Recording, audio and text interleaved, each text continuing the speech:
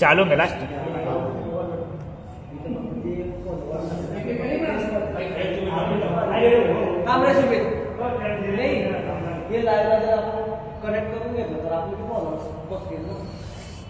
अरे पण ते मग तुझे पण दिसणार ते बरोबर दिसणार नाही पुरी स्क्रीन मध्ये अर्धे स्क्रीन मध्ये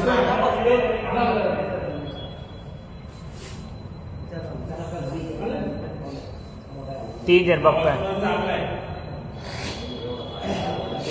जॉईंट होत आहे लोक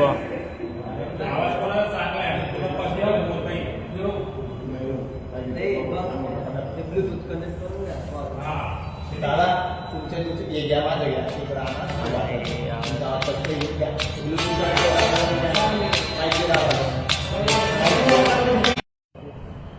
आजच्या दिवस दादा उद्या करू आजच्या दिवस आवाज थोडं जवळ घे भले 2 जण दिसू दे म्हणून काय लांब बचत लाईन जाऊ दिसतंय ना सर हा दिसताय ना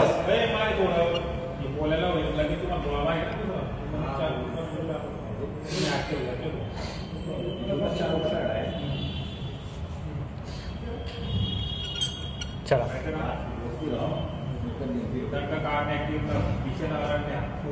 नाही इथे प्रवेश अशक्य इथे दिवसही अंधारले पश्चिमेच्या पर्वतावरून कोसळून आल्या जलप्रपाताला अजून कोणी गोदावरी म्हणून नावही दिले नव्हते.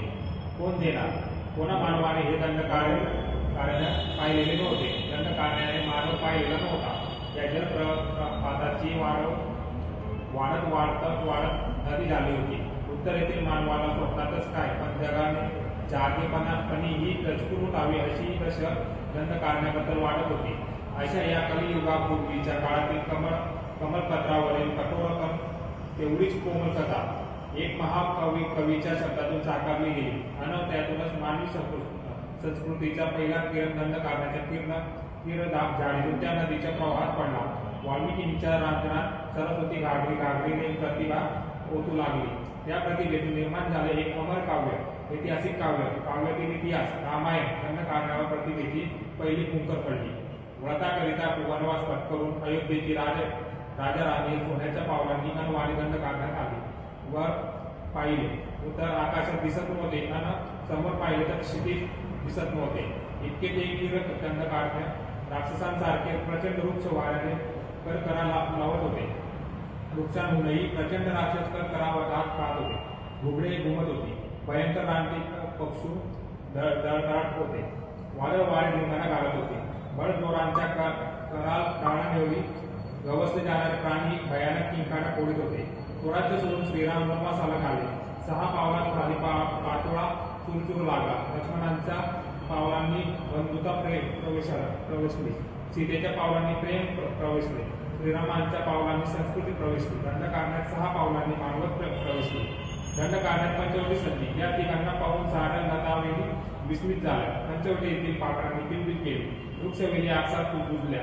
त्यांनी ताडले की मानव म्हणत ते हेच. झाडांवरच्या घरट्याने त्यांची मानवाचे घरटे भुईवर डोकत पाहिले. श्रीरामांची पर्णशाला सजली. सीतेने आणि श्रीरामांनी गोदावरीची पहिली ओंजळमुखी घेतली. तेव्हा ती गोदावरी खूप लागली. अरण्याचे तपोवन झाले. रानवेलींच्या पुष्पवाटिका झाल्या. सीतेच्या कोमल शब्दांनी आणि कंकण निनादांनी वास्तुशांती साधली होती. गोदावरीच्या प्रवाहात प्रथमच पवित्र आणि उत्कृष्ट प्रेमाचे 3 प्रतिबिंब तरळले. गोदावरीने हे सुख कधी अनुभवलेच नव्हते. आजपर्यंत तिला भेटली होती सुळेदार रानडुकरे आणि शूर्पणखा. दंड काढण्याला संस्कृतीचा पहिला स्पर्श असा झाला. रानवेलींना सीतागुफेचा लळा लागला.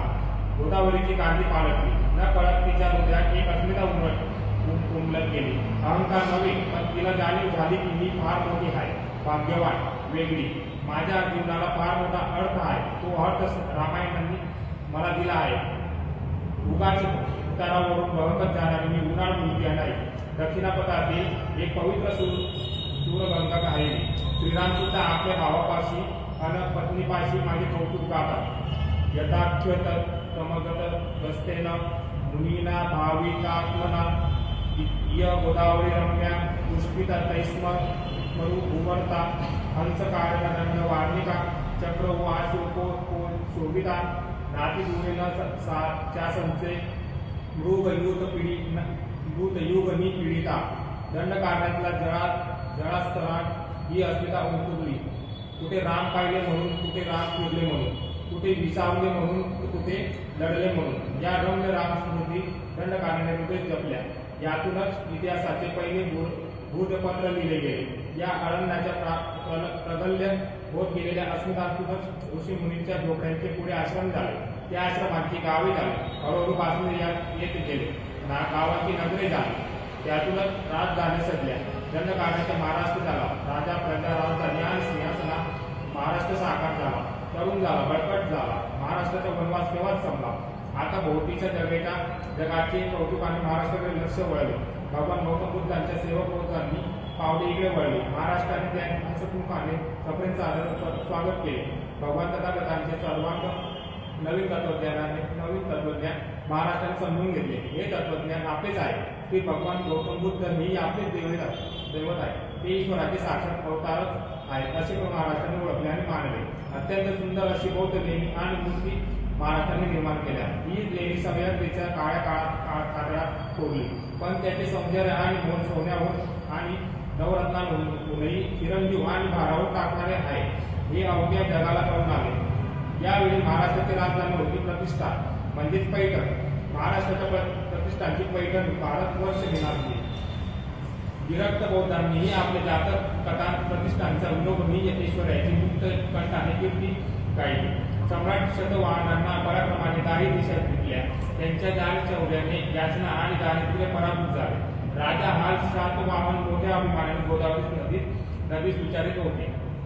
सच्च भग गोदावरी पूर्व समुद्रेन सहिता संती सालाह कुल सरिस जेई ते कुल विपत्ती.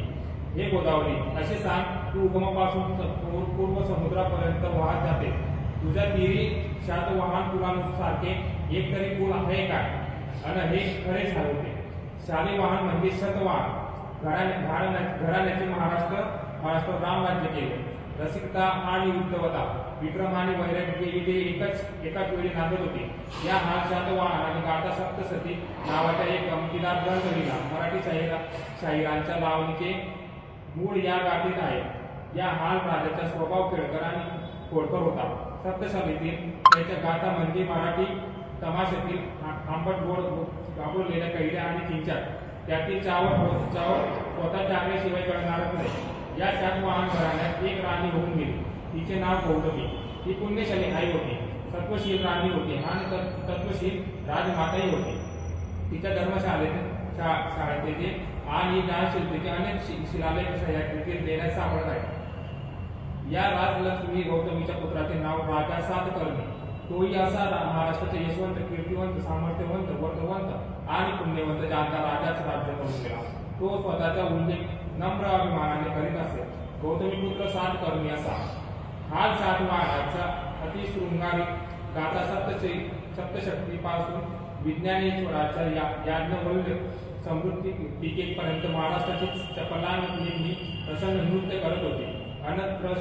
त्रयोदश गुणी तांबूलही चवळीने सेवन करीत होते.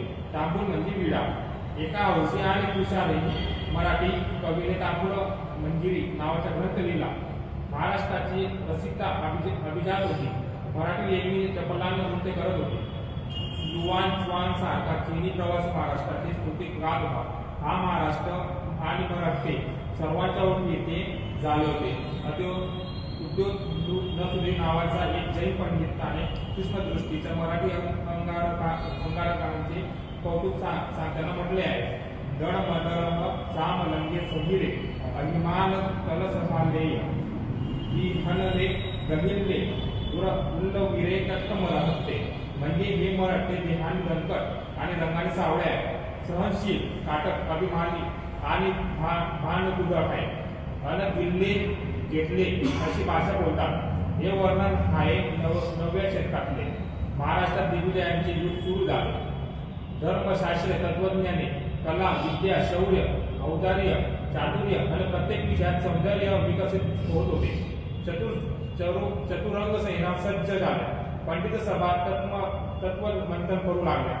अभ्यासाशिवाय बोलायचे लिहायचे नाही. अशा व्रताने पंडित वर्तू लागले. कर्तृत्ववान मनगटातून आणि मेंदूतून इतिहास करू लागला. शूरांनी, कवींनी, राजांनी, मुत्सद्यांनी, पंडितांनी, शेतकऱ्यांनी, शिल्पकारांनी, स्त्रियांनी, संतांनी आणि सेविकांनीही मोठ्या भक्तिभावाने, परिश्रमाने आणि हौसेने महाराष्ट्र सर्वांगी सजविला. शतवाहनांपासून शिलाहारांपर्यंत आणि वाकाटपासून यादवांपर्यंत अनेक राजधान्यांनी इथे धर्मराज्य केले. वाकाटक, राष्ट्रकूट, चालुक्य, आबीर, चंद्र, कलचुरी, कदंब, हिकुम, यादव आणि सर्वच राजकुलांनी आपल्या राजकर्तव्याचे माप महाराष्ट्राच्या पदरात पुरेपूर होते. इथे कवींनी काव्य कैलास निर्मिले आणि शिल्पकारांनी कैलास काव्य कातळात कोरले. शातवाहनांपासून देवगिरीचे सम्राट महादेवराय यादवांपर्यंत प्रतिप्रचंड लेखे महाराष्ट्राचे वैभव वाढतच गेले. सन इसवी सन 200 ते इसवी सन 1271 वैभवाच्या प्रासादावर काळच चढविला महादेवराय यादवांनी. उणीव कुठे उरलीच नाही. हा महादेवराय महारुद्रासारखा शूर होता. श्री पृथ्वी वल्लभ, द्वारापवती, वादिरश्वर, परमेश्वर अशी त्याची गुरुदावली होती. त्याच्या यमासारखा दरारा होता, पण त्याचे मन आईच्या मायेचे होते. तो नीतिवंत होता. प्रजा त्याच्यावर अपार प्रेम करायची. तो शूर होता, पण क्रूर नव्हता. त्याचे राजव्रत होते. अयशिशु श्री शरणागतांना अंता महादेव रूपोन जातो. प्रतिस्पर्धेच्या बायका मुलांवर आणि शरणागतांवर राजा महादेवराय शस्त्र उगारत नाही. हे त्यांचे व्रत मावळ्याच्या राजाने आपल्या सिंहासनावर एक लहान मूल बसवले होते. आणि आंध्राचा राजा तर याहून दुर्दर्शी. त्याने आपल्या सिंहासनावर रुद्रांबा नावाच्या स्त्रीलाच बसवले होते. असा होता मराठी यादव राजाचा दरारा. आणि त्याचे वैभव तर रत्नकरासारखे अथांग होते. सा संपत्ती विद यशो बल विद सोय प्रतापो महा नैकेत पृथ्वी भूवी महादेवस्य लोकात्मरम.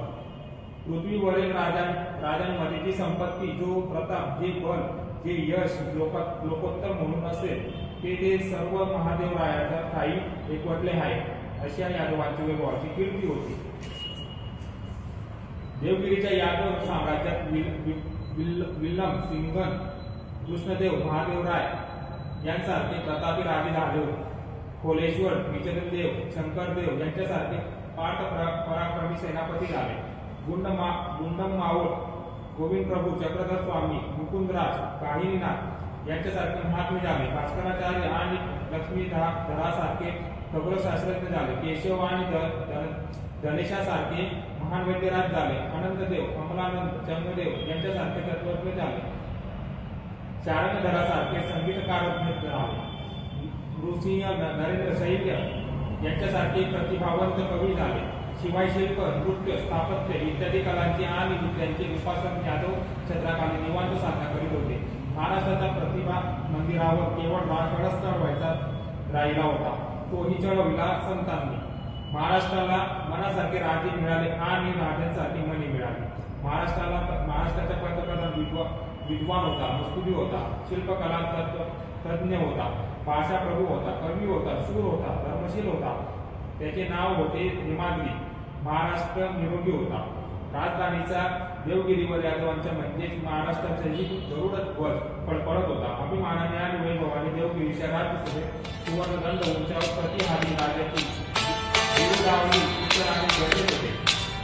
महाराष्ट्रात श्रीमंत प्रौढ प्रताप चक्रवर्ती, यादवकुल, कुमुदचंद्र, देवगिरी सकल गुण निदान, गुर्जर कुंज दल निकट फिरव, यादव कुल कमलकली का विकास भास्कर, दान गुणत्वानी, कल्पमरु युव, पृथ्वी वल्लभ, महाराजा विराज, श्रीरामचंद्र नरेंद्र, यादवेंद्र महाराज अशा यश कीर्ती प्रताप महिमा महाराष्ट्राच्या राजाचा बरोबरच होता. महाराष्ट्रावर शक्ती प्रसन्न होती. यादव राजे धर्म सहिष्णू होते. मुसलमान आणि पारशी लोकही यादव राज्यात नागरिक होते. अरबांचा व्यापार चालू होता. राजाच्या राज्यात एकही मशिदीला उत्पन्न दिले होते. इथे ईश्वराची प्रार्थना करणाऱ्यांना मुक्त स्वातंत्र्य होते. कठोर मुसलमानांपासून कोमल जैनांपर्यंत सर्वांची प्रार्थना मंदिर राजधानीत होती. राजासारखे राज्य होते, मनासारखा राजा होता. महाराष्ट्र कल्पवृक्षाच्या चळवळीत नांदत होता. देवगिरी, पाटण, पैठण, सिन्नर, धाराशिव, मेहकर, वाशिम, नगरधन, नाशिक, कराड, करवीर, गोपकपट्टण म्हणजेच गोवा, दिवे, आगर, नालासोपारा, अंबरनाथ, भद्रावती, कल्याण इत्यादी अनेक नगरे सौंदर्य संपन्न आणि वैभव संपन्न होती. त्यात त्रिमाडिक राळे म्हणजे 3-3 मजली घरे असंख्य होती. मोठमोठे वाडे, अप्रतिम राजप्रसाद, मंदिरे, अतिसुंदर विहीर, तलाव, नद्यांना घाट, शिल्प सौंदर्याने किरकिर नटलेले होते. भिंतीच्या दगडावर कोरलेल्या नक्षीवर आणि काळा पाकळ्यांवर हात फिरवला तर उर्वशीच्या गालावरून हात फिरवल्यासारखं भास व्हावा आणि आपले मन मोहरून जावे अशी मराठी छन्नी आठवड्यांनी शृंगार प्रेरणा होती. कलावतींनी ते दगडांना हसायला लावले, नाचायला लावले, रुसायला लावले आणि लाजायला लावले. पृथ्वीधर नावाच्या जैन श्रीमंत देवगिरीस एक प्रचंड आणि सुंदर मंदिर बांधली होती. हे श्वेतांबरी मंदिर देवगिरीचे एक भूषण होते. देवालयात मेहकरच्या चारणधरासारखा, शेंदुर्णीच्या त्रिविक्रमासारख्या, पैठण नृसिंहासारखा, निरीक्षपूरच्या कार्तिकीयासारखा, कराडचा उत्तरलक्ष्मीसारखा, तुळजापूरच्या भवानीसारख्या देवदेवतांच्या अतिसुंदर मूर्ती पाहिल्या. ते स्वर्गातल्या अतिसुंदर इंद्राणी, मोहिनी, रंभा, उर्वशी आणि रतिमंदांनीही लाजले अशा देखण्या. पहिल्या दर्शनात एक क्षण तरी रसिकांची समाधीच लागावी, मन भक्त आयुष्यभर तल्लीन व्हावे. यात आश्चर्य काय, तर असेच शिल्प सौंदर्य भगवान बुद्धाच्या आणि 24 तीर्थंकरांच्या मूर्तीत. ही आमची बौद्ध आणि जैन दैवत म्हणजे बुद्धिमंत वैराग्य, पूजनीय पवित्र, हे संतस्त वैराग्य ही इतके सुंदर. इथे नाटाड क्षण ऋतूंचे सर्व विकार विघडून जावे. या साऱ्या अलौकिक शिल्पांचे शिल्पकार केवढे मोठे तपस्वी कलाकार होते. कलाकारांना आपापल्या कलेसाठी कठोर रियाज तपस्व्यासारखाच करावा लागतो. जर प्रथम जाळून खाक करावा लागतो तो अहंकार. या साऱ्या राजास कलावंतांनीही अहंकाराचा वारा कधीच अंगी लागू दिला नाही. महाराष्ट्रातल्या बाजारपेठा श्रीमंत होत्या. लग्नात वाहिनी रुसत त्या पैठणच्या भरजरी पैठणी करतात अन व्याही रुचत पितांबरी शेल्यासारखं रिता. सम्राट अशोकाच्या वेळेपासून पैठण आणि सुरपारूक सारख्या बाजारपेठा नटून सजून गाजत होते. राजे महाराजे आयर देण्यासाठी इथलेच वस्त्रालंकार निवडत असते. दगडावरती नक्षी कोरण्यात आणि कापडावरती काशीदाम विणण्यात कलाकारात स्पर्धा लागत होती. दोघांच्याही बोटांवर सरस्वतीने प्रसन्न मुंकर गाठली होती. स्वराज्यातल्या वाटांवरही प्रवाशांसाठी पाणपोया होत्या, धर्मशाळा होत्या, अन्नछत्र होती, घरोघरी नंदादीप होते, अंगणात तुळशी वृंदावने होती, झोपाळे झुलत होते, गुफाळा जात्यांचे गळे धान्याचे दाटून येत होते, दूध दुधते उतू जात होते, ताकाचे बेरे घुमत होते, गृहिणी गृहास काढल्याशिवाय जेवत नव्हत्या, कावळ्यांनाही दाराशी घास मिळायचा, घरी पाहुणा आला तर आनंदच व्हायचा. नद्यांच्या घाटावर दोन्ही दुधात स्त्रियांच्या हातातल्या गोड पाटल्या जायफळासारख्या शिजायच्या. कुणाचीही लक्ष्मी सोन्या मोठ्या वाचून रीती नव्हती. दाराला कड्या नव्हत्या, कुलुपांची ओळख नव्हती, किल्ली हरवायची चिंता नव्हती, चोर शोधूनही सापडत नव्हता. संसार सुखाचे होते. वर्षातल्या 12ही पौर्णिमा लक्ष्मीच्या हाताने महाराष्ट्रावर नांदणे शिंपीत होत्या. नवमेष शालिनी सरस्वती आपल्या 4ही हाताची गोंजळ करून ज्ञान ओटीत होते. विद्येचा सुकाळ होता. राजसभेत हिमाद्री पंडितासारखे आणि गोपदेवासारखे महापंडित चंद्र सूर्यांसारखे तळपळत होते. बृहस्पती आणि शुक्र धनुष्काही तारांगणी तळपळत होते. नरेंद्र आणि नृसिंह हे दोघे भाऊ अशी मधुर काव्य करीत होते की जणू ते शाहीत मन मिसळून लिहित असावे.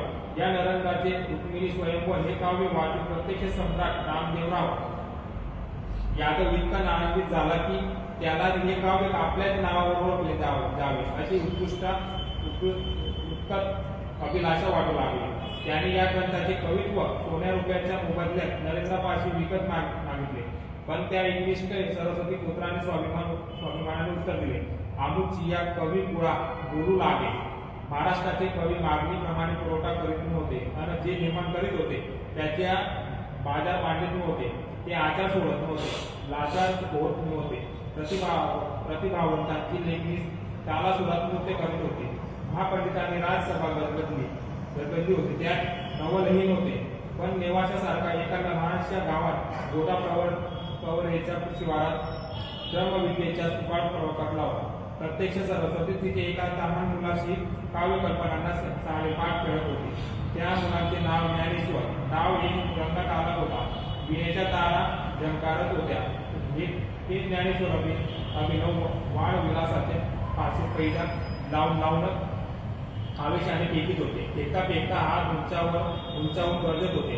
माझ्या मराठीची बोल कौतुके करी अमृताही पैजा भिके देशी अक्षरे रसिके मिळविण आणि प्रतिभेचे प्रत्येक दान पडत होते. ज्ञानेश्वरांना अनुकूलच महाराष्ट्र शारदा देहभान विसरून नृत्य करीत होते. भगवद्गीतेचे एक देशी काळ लेणे घडत होते. शृंगारासारख्या निजा सगोरीचा निजास पार उतरली होती. ज्ञानेशांच्या शांतरस शृंगाराचा माती नाचत होता. कली याचा मस्तकावर कृष्णाने नाचावे तसा शके 1212 गोदावरीच्या दक्षिणी तीरी श्रीमहालेच्या क्षेत्री नेवासे येथे ज्ञानेश्वरांपुढे बसलेली महाराष्ट्र मंडळी तल्लीन झाली होती. किती तल्लीन? शारदीयेचे चंद्रकडे माझी अमृतपण कोवळे वेची ती मनस मेवाळे चकोर तलगे. इतक्या अहवालपणे हा अमृतानुभव ती श्रोते मंडळी अनुभवित होते. शांत सारखा बरोबर विकस रसांची थाट उडाला होता. शांत रसीच्या या घरात अद्भुत रस पाहुणकार आलाच होता. पण इतर रसांची लाटी उडाली होती. त्यांचेही नटनटने चालत होते. चालणारच ज्ञानेश्वरांचा या भाषा कुबेराचा अन्न निघालेला हे कार्यात नटायचे नाही तर मग केव्हा? ज्ञानेश्वर त्यांचेही लाट अनहट्ट पुरत होते. अहो वधू वराची विळिले जैसा वराटिया उघडी देवी तैसे देशी एकिया सुवासिनी नरविले सरस. लग्नात वधूवरांच्या बरोबरच वराटांना मानाची आणि उजव्या फुग्यावरची लुगडी नेहमी नाहीत का मिळत? तैसेच हे अवघ्या 15-16 वर्षाच्या एका बाळाचे हे लाभो किती गोड, किती रसाळ, किती प्रेममय हो सांगता येत नाही. या ज्ञानेश्वरीतील लेख एक तरी ओवी अनुभवावे. ज्ञानेश्वरांची बावडी ही तशीच एकाच पुरुषी माळेतील हेमली. त्यांच्या मनाचा आकार आकाशा एवढा. शब्दांची चव अमृतासारखी. त्यांच्या लिहिणं कुलीन लेखणीचे आणि वागणे शालीन सोनेसारखे. 16 वर्षांच्या ज्ञानेश्वरांनी, 14 वर्षाच्या सोपानदेवांनी, 12 वर्षाच्या मुक्ताईने आणि 18 वर्षाच्या निवृत्तनाथांनी एवढे कौतुक निर्मिले. योगीराज चांददेवांसारख्या महाभक्ता सई या बाळांनी नम्रतेने शहाणे केले. मळे फुलवले. सुपाळ केला. ही बाळे शिकली तर कधी? शहाणे म्हणविणाऱ्यांनी यांना उछळले. या बाळाची आई आणि बाबा या पंडितांनी हिरावून घेतले. त्यांना आत्महत्या करायला लावली. बाळे बोक्षाबोक्षी रडली. पण त्यांनी कोणालाही चुकून सुद्धा शिव्याशाप दिले नाही, लिहिली नाही. ही मुले होती तरी कोण? नक्की आबाळीच्या 4 चंद्रकळा पुतळा होत्या. स्वर्गात बृहस्पतीने सरस्वतीला वाहिलेली ही 4 सोनचाफ्याची फुलेच जणू तिच्या मस्तकावरून उजव्या कौलाने अंगरट होते. ती महाराष्ट्रात इंद्रायणी काठी. नक्कीच तीच ही बाळे. ती बाळे म्हणजे कैलवायचे पुतळे, चैतन्याचे जिव्हाळ, विष्णू भक्ताचे उमाळे, महाराष्ट्र सारस्वताचे सोहाळेच. महाराष्ट्रावर सरस्वती प्रसन्न होती. असा आनंद यादव राज्यात दाटला होता. देवगिरीला द्वारका म्हणावी की अयोध्या असा संभ्रम पडे. अयोध्येच्या प्रभू रामचंद्रांनी महाराष्ट्राचं भूमिपूजन केले. सर्वांनी मिळून प्रासाद बांधला आणि चंद्रवंशी यादव राजांनी यावर वैभवाच्या कळस चढविला. स्वातंत्र्यता, प्रसन्नता, विशालता, प्रचंड वैभव, सोन्याचे ऊन, रुपयाचे चांदणे, मोत्याचा पाऊस, कस्तुरीचा धुरळा आणि अस्तराचा दव अशा शब्दांत या स्वातंत्र्याचे वर्णन शोभावे. महाराष्ट्र या स्वर्गीय सुखात नांदत होता. ईश्वर निष्ठांची बांधी आहे. काळ मृदुंग विणीचा चरमकार ऐकला की महाराष्ट्राचे वन घरी वळते. मायाच्या माणसाचा एक शब्द ऐकला की ढळ काढणं करीत असलेल्या सासू वाशीन मुलीचे मन जसे गई वरते तसेच ती सासू वाशीन आपले सून पण विसरते. तिचे हात थडकतात, नडकत तिचे पाय फुटतात. कमरेला खोचलेला पदर खांद्यावर ओढून घेत ती हाताचे काम टाकून मायाच्या माणसाकडे धावते. महाराष्ट्राचे मन तसेच वारकऱ्यांच्या दिंडीकडे धावते. त्याला वैकुंठ माहेरची सावळा श्रीरंग आवडतो. मराठीच्या नगरीत आणि राज्यात व्यवहार तुंडून भरून वाहत होते, तरीही राजा आणि प्रजा नाच रंगात दंग नव्हती. त्यांच्या जीवीची ती खरी आवडीच नव्हती. प्रसंग पहाटे गाई वासरांची घंटा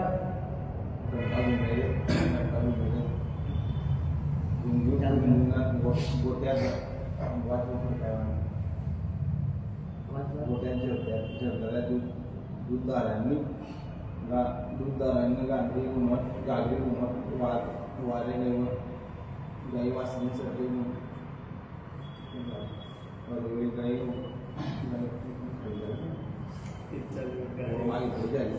वासरे अमृत काही मुखारत उसळत्या ताकाचे डेरे चुड्या बांगड्यांच्या किंकिणाचा सोबत बरोबर 7 गावी ओंकार, त्यातून गोड नाद निनाद आणि पडसाद उमट या मंत्रन वाल 7 वेळ माझ घरातून उपायांच्या सुरांची मंदिरातून घंटावर उठत मराठी संसाराची सकाळ अशी उठत असे. गायनारा काही वासरे जोगत आणि माणसे आपापल्यात करून त्यात रमून जात. आषाढात कार्तिकात मराठीच्या सर्व वाटा पंढरपुराकडे पार. टाळ मृदांगाच्या एका कल्लोळ उदे भिंट्या पताका तरतरत नाचत. सारे आभाळ पातळ धुंद होऊन जाईल. हवेची लाट मुठीत धरून पिळती तरी मनाच्या कोपऱ्यातून मत चिपकावा तसा एकच शब्द तिकत होत नाही. विठ्ठल विठ्ठल विठ्ठल. भक्त आणि पांडुरंग उरा उडी भेटत. 18 पगड मराठी अन्न गईवरून जाईल. नक्की नक्की जास्त गईवरे उठली. कारण तिला असे प्रेम मोहरी कधी लाभलेच नाही ना. जनाई मुक्ताई सोराई गोनाई कानोपात्रा आणि अशाच्या नंदन भावजाया लांबून इकडच्या स्वारीला भेटायला आलेल्या पाहून रुक्मिणी किती बाळव मन आनंदाने भावून जात असेल नाही. चंद्रभागेच्या वाळवंटात चाकोबा पांडुरंगाला दंडवत घालताना म्हणत विठ्ठल विठ्ठल गजरी अवघी दुमदुमली पंढरी. होतो नामाच्या गजर दिंड्या पथकांचा भाग. हरिकीर्तनाची दाटी येथे चोका गाली मिठी. पंढरीला राजधानीची रुक्मी. सम्राट रामदेवराव यादव यांनी महामंत्री हेमाद्री पंडित ही विठ्ठल राजावर भक्त आणि आसक्त बनून छत्रमाच्यावर गाळीत होते. या दोघांनीही विठ्ठलाला धनराशीची खंडणी आणि अर्पण करून मंदिराच्या जीर्णोद्धारात सेवेचा मान मिळवला होता. या जादव काळात वारकऱ्यांची एक महान दिंडी महाराष्ट्रात अवतरली. साधे सोपे आणि शुद्ध अध्यात्म प्रकटले. प्रेम हाच त्यांचा स्वभाव. जेव्हा येथील प्रेम ते एकमेकांवर आणि अवघे प्राणी मात्रांवर करीत होते. अवघे जातीपातील ही दिंडी भागवत धर्माची पताका उंच नाचली. आषाढ कीर्तिकेला कार्तिकीला पंढरीला जावे. चोकोबा दवंडी पिठीत गर्जत खणवट यावे.